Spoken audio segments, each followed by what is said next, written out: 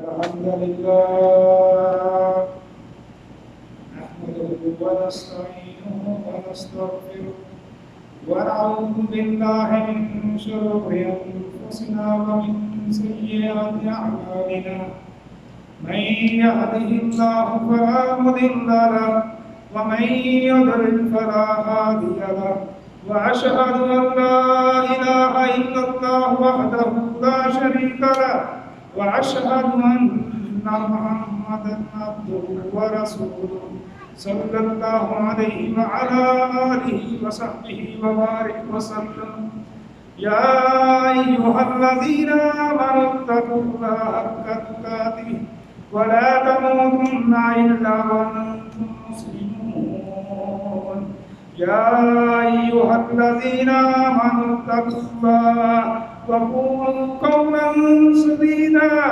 يصلح لكم أعمالكم ويغفر لكم ذنوبكم ومن يطع الله ورسوله فقد فاز فوزا عظيما يا أيها الناس اتقوا ربكم الذي خلقكم من نفس واحدة وخلق منها زوجها وبث منهما رجالا كثيرا ونساء واتقوا الله الذي تساءلون به والأرحام إن الله كان عليكم رقيبا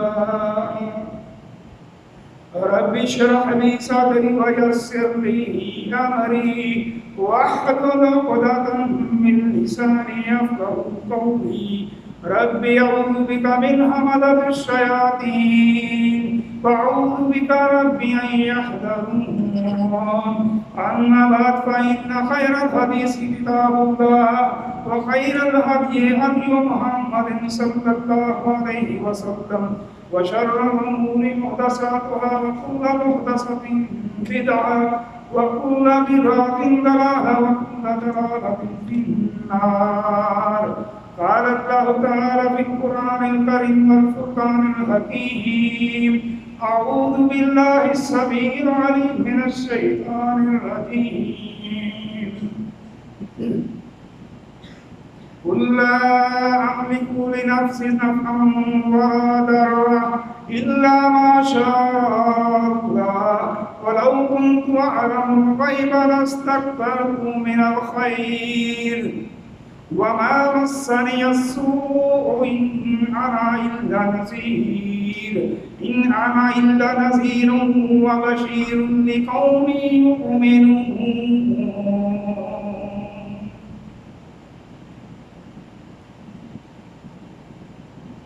ہر قسم کی حمد و ثنا بڑائی بھلائی رب تعالیٰ کے لیے جو اکیلا ہی ہر قسم کی عبادت کا حق رکھتا ہے، وہ عبادت قومی ہو، فعلی ہو، مالی ہو یا بدنی ہو.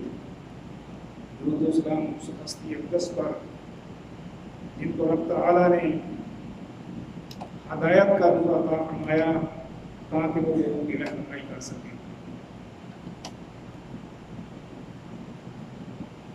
مسلمان بھائیوں، سال کے 12 مہینے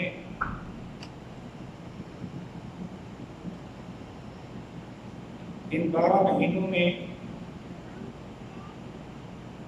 جس کی تعداد رب تعالیٰ کے ہاں 12 مقرر کی گئی ہے، سورۃ توبہ کے اندر اللہ رب العزت نے ارشاد فرما دیا ان عدت الشہور عند اللہ 12 شہرا فی کتاب اللہ یوم خلق السماوات والارض.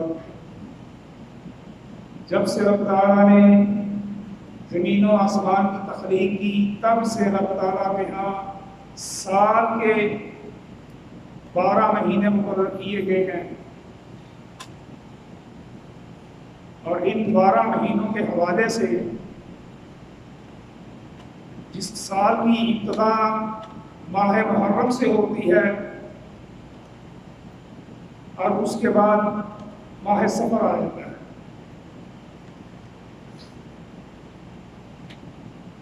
امت کے ہاں ان 12 مہینوں میں سے ہر مہینے کے ساتھ کچھ نہ کچھ چیزیں وابستہ کر رکھی ہیں. ماہ محرم ہے، گزر گیا، اس کے ساتھ عقیدہ وابستہ ہے کہ یہ مہینہ رونے دھونے کا ہے، غم کا مہینہ ہے، پریشانیوں کا مہینہ ہے. لوگوں کے اندر یہ عقائد پائے جاتے ہیں. ماہ سفر ہے جس میں ہم گزر رہے ہیں، لوگوں کے ہاں عقیدہ پایا جاتا ہے کہ یہ مہینہ نحوست والا مہینہ ہے. لہذا کسی بھی ایسے کام سے کرنے سے گریز کریں جو کام بہت اہم ہو. وجہ سبب کیا ہے کہ ماہ سفر جو ہے یہ نحوست والا مہینہ ہے. عزیز مسلمان بھائیوں، خوشی ہو یا غم، پریشانی ہو، یہ کس کی طرف سے ہے؟ یہ سب اللہ تعالیٰ کی طرف سے ہے. نفع کا مالک کون ہے؟ نقصان کا مالک کون ہے؟ ایک اکیلا اللہ تعالیٰ ہے. آج کا یہ مقدمہ ہے جس پر مجھے بات کرنی ہے. ماہ سفر کو منحوس سمجھنے والے، نقصان کا مہینہ سمجھنے والے، اس حوالے سے مجھے بات کرنی ہے کہ نفع اور نقصان کا مالک کون ہے؟ ایک رب تعالیٰ. خوشی اور غمی کا مالک کون ہے؟ ایک رب تعالیٰ ہے. خوشی رب تعالیٰ کا انعام ہے، غمی، پریشانی، نقصان رب تعالیٰ کی طرف سے آزمائش ہے. سورۃ اعراف پڑھ کے دیکھ لیجئے، جس کی میں نے تلاوت کی. کیا ارشاد فرمایا رب تعالیٰ نے؟ قُل لَّا أَمْلِكُ لِنَفْسِي نَفْعًا وَلَا ضَرًّا إِلَّا مَا شَاءَ اللَّهُ.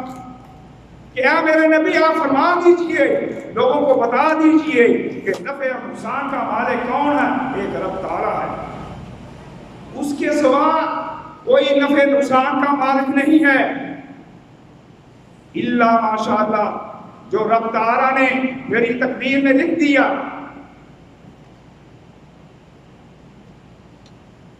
لیکن اس کے باوجود امت مسلمان کے اندر اس آیت کے خلاف عقیدہ کیوں رکھا جاتا ہے؟ کیوں پایا جاتا ہے؟ اس آیت کے خلاف عقیدہ کیوں ہے؟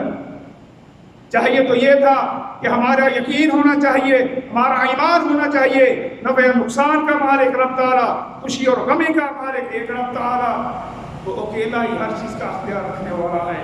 لیکن لوگوں نے اس کے برعکس عقیدہ بنایا ہوا ہے. عقیدہ پایا جاتا ہے امت کے اندر کہ ماہ سفر، ماہ محرم، غموں اور پریشانیوں کا مہینہ، ماہ سفر نحوست والا مہینہ.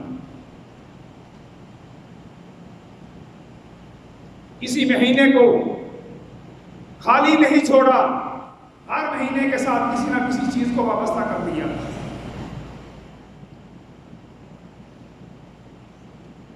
لوگ خائف رہتے ہیں کسی بھی کام کرنے کے حوالے سے. اس مہینے میں نبی علیہ السلام کا فرمان آپ نے اکثر سنا ہوگا. اس فرمان کے اندر جو لوگوں کے اندر عقائد پائے جاتے ہیں، 4 قسم کے معروف عقائد ہیں جن کو نبی علیہ السلام کی ایک حدیث کے اندر سب کو رد کر دیا. خالی رد ہی نہیں کیا، علاج بھی بتایا. اگر یہ چیزیں پائی جائیں تو اس کا علاج کیا؟ نبی علیہ السلام کا ارشاد گرامی ہے، لا عدو ولا دیاہ ولا آفت ولا سفر. 4 چیزیں نبی علیہ السلام نے ارشاد فرمایا. وہ 4 چیزیں کون سی ہیں؟ لا عدوها، کوئی بیماری متعدی نہیں ہوتی، کسی بیماری میں اتنی طاقت ہمت نہیں ہے کہ خود بخود جا کر کسی کو لگ جائے، چاہے وہ بیماری انسانوں میں سے ہو، چاہے وہ بیماری کسی جانوروں میں ہو۔ لا عدوہ، کسی بیماری میں اتنی طاقت نہیں کہ خود بخود جا کر کسی کو لگ جائے۔ اگر ایسا ممکن ہو کہ بیماریوں کے اندر اتنی طاقت پائی جائے کہ وہ اللہ کی مرضی کے خلاف چلنا شروع ہو جائیں، تو میرے بھائیوں زندگی پھر ہمیں نظر نہیں آئے گی۔ کتنے ہی ڈاکٹر وابستہ انسانوں کے ساتھ جو انسانوں کے علاج کرتے ہیں، اور ڈاکٹر کے پاس انسان تب ہی جاتا ہے جب انسان بیمار ہو۔ بیماری خود بخود نہیں لگتی، خود بخود لگتی ہو تو جس مریض کا ڈاکٹر علاج کر رہا ہے وہ ڈاکٹر بھی اس مرض میں مبتلا ہو، الا ماشاء اللہ کہ اللہ کا حکم اگر آ جائے۔ بلکہ میرے بھائیوں اگر کوئی شخص بیمار ہو جائے، ہمیں اس بات کی ہماری شریعت ہمیں حکم دیتی ہے کہ اگر کوئی شخص بیمار ہو جائے تو اس کی جا کر تیمارداری کی جائے۔ مسلمان کے اوپر جو حقوق ہیں کہ سلام اگر کوئی کرے تو اس کا جواب دیا جائے، اگر کوئی مسلمان کسی مسلمان بھائی کو دعوت دے تو اس کو قبول کیا جائے، جب ایک مسلمان دوسرے مسلمان سے مشورہ مانگے تو اس کو مشورہ، اچھا مشورہ دے، اخلاص کے ساتھ مشورہ دے، اور اگر اس کو چھینک آ جائے تو اس کا جواب دیا جائے، اور اگر یہ فوت ہو جائے تو اس کا نماز جنازہ ادا کیا جائے، اور اگر یہ بیمار پڑ جائے تو اس کی تیمارداری کی جائے۔ یہ مسلمان کے اوپر حق ہیں۔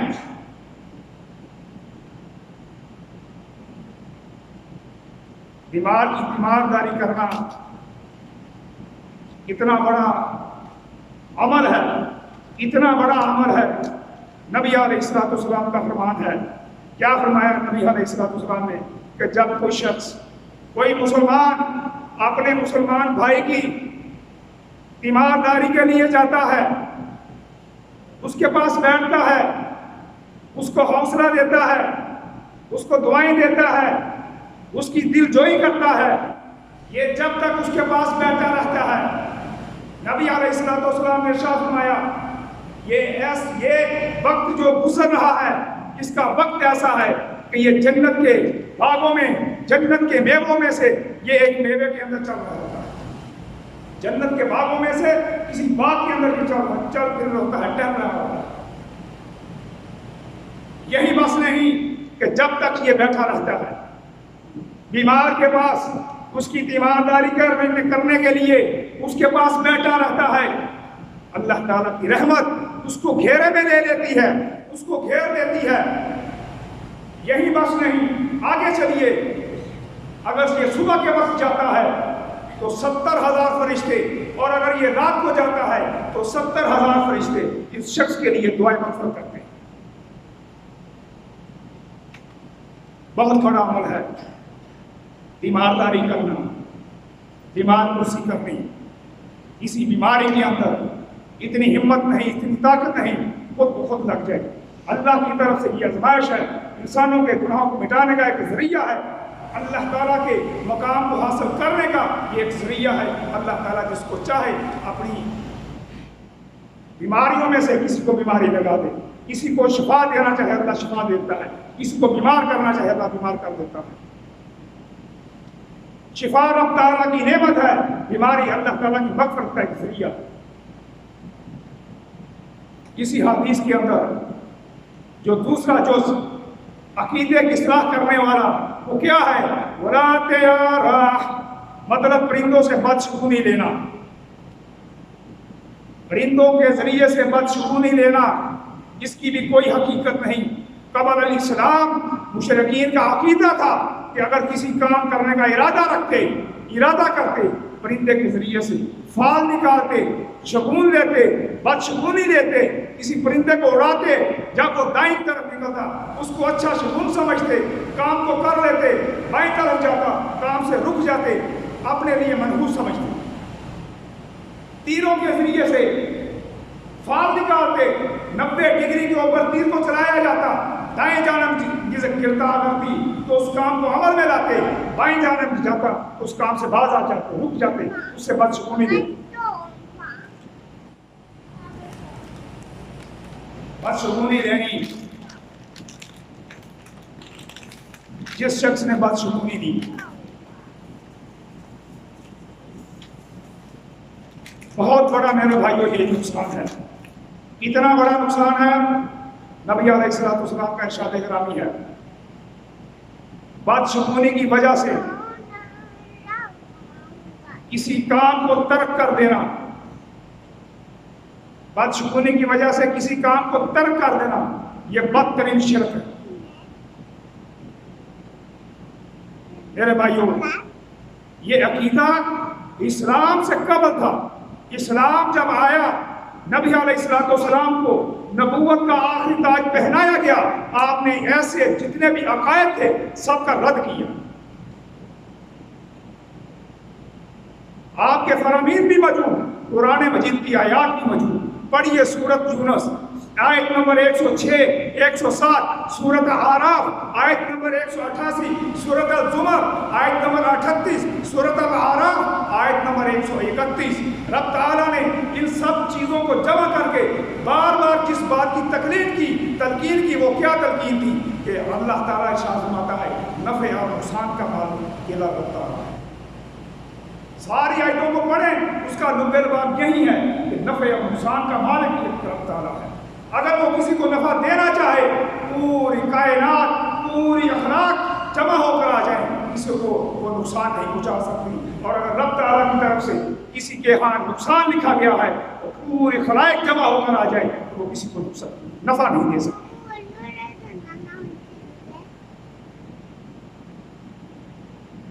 لیکن اس کے برعکس لوگوں کا عقیدہ موجود ہے، ہر چیز سے ڈرتے ہیں، چھوٹی چھوٹی چیزوں کے اوپر لوگ بدشگونی دیتے ہیں، لوگ خائف رکھتے ہیں، راستے میں چلتے ہوئے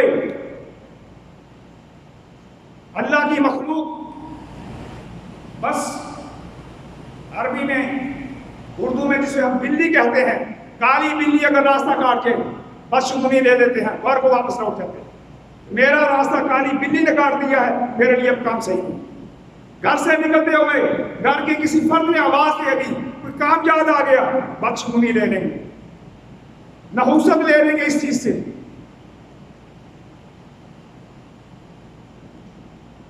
اللہ تعالیٰ نے مال سے نوازا، اچھی سواری لے لی، سواری کے بالکل سامنے ایک جوتا لٹکا دیں گے، اگر پوچھا جائے یہ کیا ہے تو کہتے ہیں نظر بد سے یہ پرہیز کے لیے، نظر بد سے انسان بچ جاتا ہے۔ اللہ اکبر۔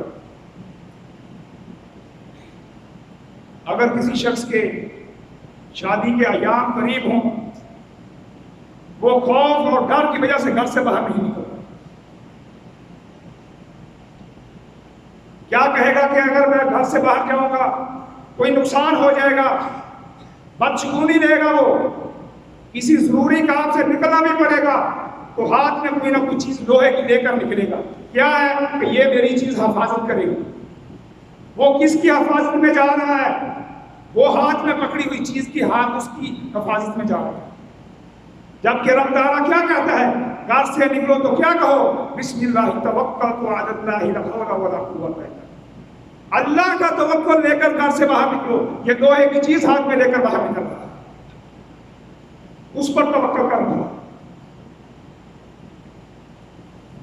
شادی کرنا میرے نبی کی سنت، عظیم سنت، سنتوں کو اپنانے سے میرے بھائیوں اس بات کو ذہن میں رکھیں، سنت کو اپنانے سے بلائیں آتی نہیں ہیں، بلائیں رفع ہوتی ہیں، بلائیں جاتی ہیں۔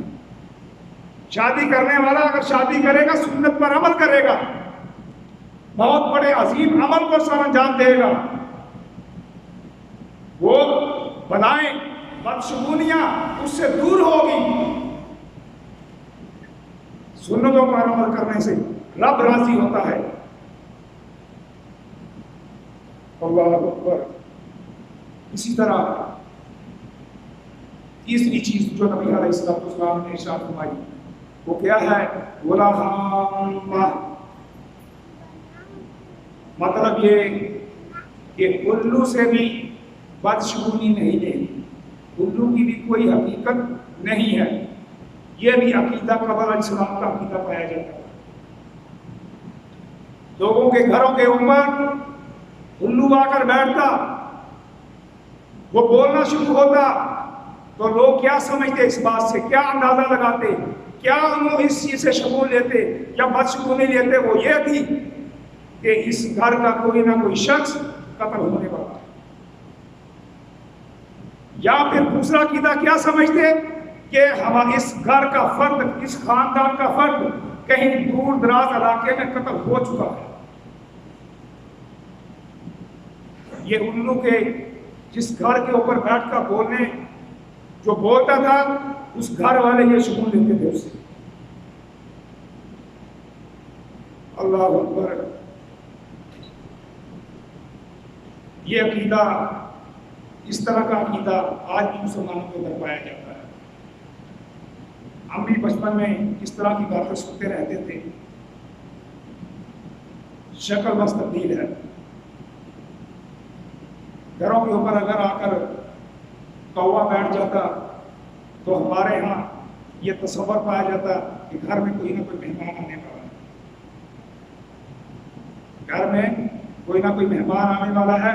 ہم نے کوے کو پیغام رسا سمجھ لیا ہے کہ یہ جب سے کوئی مہمان گھر سے نکلا ہے, یہ اس کے ساتھ سے نکلا ہے, یہ اس سے پہلے گھر میں پہنچ کر خبر دے رہا ہے, یہ پیغام لے کے آ گیا کوئی نہ کوئی مہمان آنے والا ہے. نبی علیہ السلام کا کیا ارشاد ہے؟ فرمایا 5 جانور ایسے ہیں,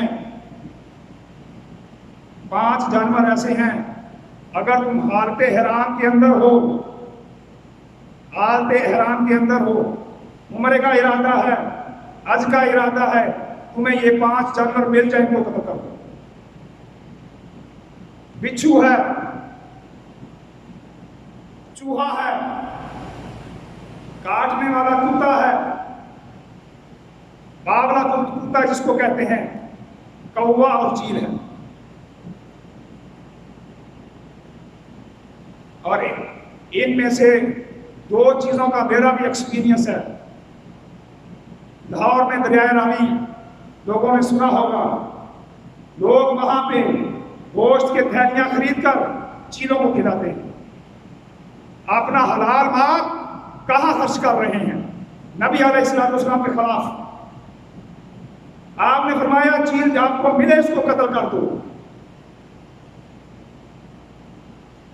بابا کاما والی سرکار پاکستان کے اندر لوگ اس کے لیے خوراک کا بندوبست کرتے ہیں, اپنا حلال مال وہاں پہ خرچ کرتے ہیں. کائنات کے امام صلی اللہ علیہ وسلم کا ارشاد گرامی ہے, کوا آپ کو ملا اس کو قتل کر دو. آج مسلمان کیا کر رہے ہیں؟ جس کو قتل کرنے کا حکم ہے اس کے لیے اپنا حلال مال خرچ کر رہے ہیں. لوگوں نے فارم بنائے ہوئے ہیں, چوہوں کا بزنس کرتے ہیں. لوگوں نے فارم بنائے ہوئے ہیں, بچھو کا بزنس کرتے ہیں.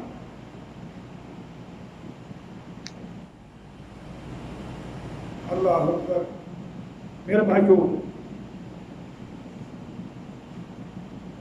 ولا حاما کی جو ایک شکل یہ بھی ہے, مشرکین کا عقیدہ تھا کہ الو کی شکل میں ان کے عزیز و اقارب جو فوت ہو چکے ہیں ان کی روحیں واپس آتی ہیں اور آ کر سوال کرتی ہیں ہمارے لیے کچھ کیا جائے, کچھ نیکی کا کام کیا جائے, کچھ کھانے پینے کا بندوبست کیا جائے. یہ عقیدہ قبر علیہ السلام لوگوں کے اندر, مشرکین کے اندر پایا جاتا ہے, اور یہی عقیدہ آج مسلمانوں کے اندر بھی پایا جاتا ہے. شکل بس تبدیل ہے. شکل کیا تبدیل ہے میرے بھائیوں؟ پہلے میں اس کی ایک مثال دیتا ہوں کہ روحوں کا جو واپس آنا ہے یہ ہندوؤں کا عقیدہ ہے، اسلام کا یہ عقیدہ نہیں۔ ہندوؤں کے اندر آج بھی یہ عقیدہ پایا جاتا ہے کہ ان کے فوت شدہ لوگوں کی روحیں گھروں کو واپس لوٹتی ہیں۔ اللہ اکبر، دو قسم کی روحیں، اللہ کے صالح بندوں کی روحیں، اللہ کے بندوں کی روحیں، ان کو کہاں مقام دیا جاتا ہے؟ جن سے اللہ راضی ہو جاتا ہے ان لوگوں کا مقام اللہ تعالیٰ کے عرش کے نیچے ایک مقام ہے علیین، ان لوگوں کو وہاں پر رکھا جاتا ہے، ان کو آنے کی اجازت نہیں ہے۔ دوسری قسم روحوں کی، اللہ کے نافرمان، نبی کی مخالفت کرنے والے، معاشرے کا بدترین حصہ، برے لوگ جو ہیں معاشرے کے اندر برائیوں کو پھیلانے والے، اللہ کی ناراضگی کو اختیار کرنے والے، ان کی روحیں کہاں رکھی جاتی ہیں؟ ان کا مقام سجین ہے، ان کو سجین میں قید کر دیا جاتا ہے۔ یہ وہ مقام ہے جہاں پہ پہرے دار ہیں، ان کو بھی وہاں سے نکلنے کی اجازت نہیں۔ دو قسم کی روحیں، دو قسم کے ٹھکانے ہیں میرے بھائیوں، لیکن روحوں کا واپس آنا آج مسلمان کے اندر میں یہ عقیدہ پایا جاتا ہے۔ جمعرات کے دن لوگوں کا تصور پایا جاتا ہے کہ ان کے عزیز و اقارب کی روحیں واپس آتی ہیں گھروں، لہذا اس دن ان کے لیے کچھ نیکی کے اعمال کیے جائیں، کام کیے جائیں، ان کے لیے کھانے پینے کا بندوبست کیا جائے اور ثواب کے طور پر ان کو یہ چیز بخشی جائے۔ یہ ایک الگ موضوع ہے جس پر بحث ہو سکتی ہے میرے بھائیوں۔ یہ عقیدہ آج امت کے اندر پایا جاتا ہے جس کا نبی علیہ السلام نے آ کر رد کیا۔ اسی طرح میرے بھائیوں، چوتھی قسم جو نبی علیہ السلام نے جس کی نشاندہی کی وہ کیا تھی؟ ولا سفر، کہ سفر کی بھی کوئی حقیقت نہیں۔ مشرکین ماہ سفر کو منحوس سمجھتے، اس لیے کہ حرمت والے مہینوں کے بعد جو سب سے پہلا مہینہ آتا وہ سفر کا تھا، اور ان کا کام ذریعہ معاش کیا تھا؟ لوگوں کے گھروں کو لوٹنا، قتل و غارت کرنا۔ حرمت والے 4 مہینے جو ہی گزرتے یہ اپنے آپ کو آزاد سمجھتے، اور ان ایام میں جب وہ داخل ہوتے پھر قتل و غارت وہی کام کرتے جس کی وجہ سے ان کے گھر بھی برباد ہوتے، ان کی جانیں بھی ضائع جاتی، اور اس لیے اس مہینے کو وہ ماہ صفر کو منحوس سمجھتے تھے۔ کام ان کے بذات خود غلط، اور نسبت کر رہے ہیں مہینے کی طرف، یہ منحوس مہینہ ہے، کام خود غلط کرتے ہیں۔ دعا ہے اللہ تعالیٰ سے سمجھ کر عمل کی توفیق عطا فرمائے۔ آپ کو قولی ھذا واستغفر اللہ من کل ذنب واستغفر انہ هو الغفور الرحیم۔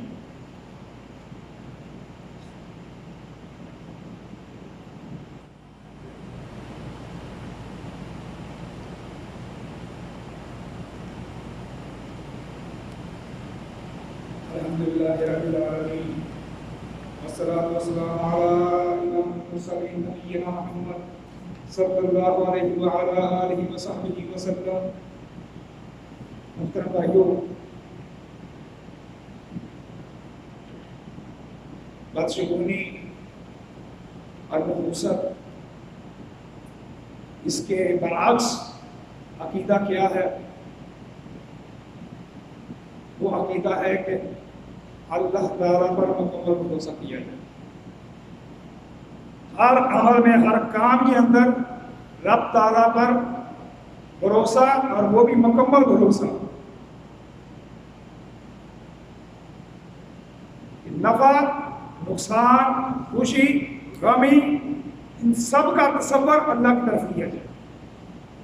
اور یہ عمل کتنا بڑا ہے، اتنا بڑا عمل ایک فرمان کائنات کا امام صلی اللہ علیہ وسلم کا آپ کے سامنے رکھتا ہے۔ راوی ہے عبداللہ بن عباس رضی اللہ تعالیٰ عنہ۔ نبی علیہ السلام صحابہ کی مجلس میں تشریف فرما ہے اور کیا فرماتے ہیں کہ مجھے خواب میں دکھایا گیا، میرے سامنے سابقہ امتیں پیش کی گئی، کسی نبی کے ساتھ اس کا حواری، اس کا امتی ایک، کسی نبی کے ساتھ دو، کسی نبی کے ساتھ تین۔ اچانک میں کیا دیکھتا ہوں کہ ایک ہجوم میں دیکھتا ہوں، اور میں نے تصور کیا، نبی علیہ السلام ارشاد فرماتے ہیں میں نے تصور کیا کہ شاید یہ میری امت ہے، لیکن آپ کو کیا بتایا گیا؟ یہ موسیٰ علیہ السلام اور اس کی قوم۔ بعد میں پھر مجھے دکھایا گیا مشرق سے مغرب ایک ہجوم ہے، دائیں اور بائیں لوگوں کا ہجوم ہے، جس کی تعداد لا تعداد ہے، بہت بڑی تعداد ہے، بہت بڑی تعداد ہے۔ مجھے بتایا گیا کہ اے محمد صلی اللہ علیہ وسلم یہ آپ کی امت ہے، اور اس ہجوم میں 70,000 افراد ایسے ہیں، 70,000 افراد ایسے ہیں جن کا حساب کتاب نہیں ہوگا، بغیر حساب کتاب کے یہ جنت میں داخل کیے جائیں گے۔ ان کی بس حاضری ہوگی، فلاں ابن فلاں، فلاں ابن فلاں، فلاں ابن فلاں، حاضری خلاص، کوئی حساب کتاب نہیں، جنت میں داخل ہو جائے گی۔ 70,000 افراد بغیر حساب و کتاب جنت میں جانے والے۔ کائنات کے امام بیان کیا، صحابہ کرام کو اٹھتے ہیں، گھر چلے جاتے ہیں، صحابہ کرام مشورہ کر رہے ہیں، گفتگو کر رہے ہیں آپس میں کہ یہ 70,000 افراد کون ہیں۔ ایک صحابی اٹھتا ہے، کہتا ہے کہ ہم نے اسلام قبول کیا کفر کی حالت میں، ہم نے شرک کرتے تھے، ہم نے اسلام قبول کیا، ممکن ہے کہ یہ جو 70,000 افراد ہیں ہماری اولادوں میں سے، کیونکہ ان کی پیدائش اسلام کے اوپر ہوگی، انہوں نے کفر نہیں کیا ہوگا، بغیر کفر کے ان کی پیدائش ہے، اسلام کے اوپر ان کی پیدائش ہے، ہو سکتا ہے کہ یہ عمل کی وجہ سے یہ 70,000 افراد جو ہیں یہ وہ لوگ نبی علیہ السلام گھر میں محسوس کرتے ہیں صحابہ کرام کی چہکوئیوں کو کہ 70,000 افراد لوگوں کے اوپر بحث کر رہے ہیں۔ واپس آتے ہیں، پوچھتے ہیں کیا معاملہ ہے؟ اللہ کے رسول ہم اس بات پر بحث کر رہے ہیں، ہم مشاورت کر رہے ہیں کہ یہ 70,000 کون لوگ ہیں۔ آپ نے کیا فرمایا؟ آپ نے ان لوگوں کی نشاندہی کی۔ وہ نشاندہی کیا ہے؟ نبی علیہ السلام فرماتے ہیں یہ 70,000 لوگ وہ ہیں جو بدفعلی نہیں کرتے، بدفعلی نہیں دیتے، منتر جھاڑ پھوڑ نہیں کرتے، جھاڑ پھوڑ نہیں کرتے، داغ علاج کے لیے داغ اپنے آپ پر نہیں لگواتے، علاج کے لیے اپنے جسم کے اوپر داغ نہیں لگواتے،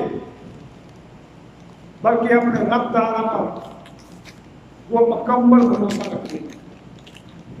اس بات کو وہ سمجھتے ہیں نفرت، نقصان، خوشی، غمی رب تعالیٰ کی طرف سے، وہ اپنے رب پر مکمل بھروسہ رکھتے ہیں۔ یہ سن کر صحابہ میں سے عکاشہ بن محص اٹھتے ہیں، اے اللہ کے رسول کیا ہم 70,000 میں سے میں بھی شامل ہوں؟ آپ نے فرمایا، کیا فرمایا؟ ہاں عکاشہ تو بھی ان میں شامل ہے۔ دوسرا صحابی اٹھتا ہے، سعد بن عبادہ رضی اللہ تعالیٰ عنہ، کیا کہتے ہیں؟ اے اللہ کے رسول کیا میں بھی 70,000 میں شامل ہوں؟ تو کائنات کا امام صلی اللہ علیہ وسلم ارشاد فرماتے ہیں سبق بہا عکاشہ تم سے سبقت لے گیا۔ رب تعالیٰ کے اوپر مکمل بھروسہ کرنا اتنا بڑا اجر ہے، اتنا بڑا عمل ہے، بغیر حساب و کتاب جنت میں داخلے کا سرٹیفکیٹ۔ دعا ہے اللہ تعالیٰ سے سمجھ کر رہا کی توفیق عطا فرمائے۔ وقال اللہ تعالیٰ فی القرآن الکریم والفرقان الحکیم اعوذ باللہ السمیع العلیم من الشیطان الرجیم ان اللہ وملائکتہ یصلون علی النبی یا ایھا الذین آمنوا صلوا علیہ وسلموا تسلیما اللهم صل علی محمد وعلی آل محمد كما صليت على إبراهيم وعلى آل إبراهيم إنك حميد مجيد اللهم بارك على محمد وعلى آل محمد كما باركت على إبراهيم وعلى آل إبراهيم إنك حميد مجيد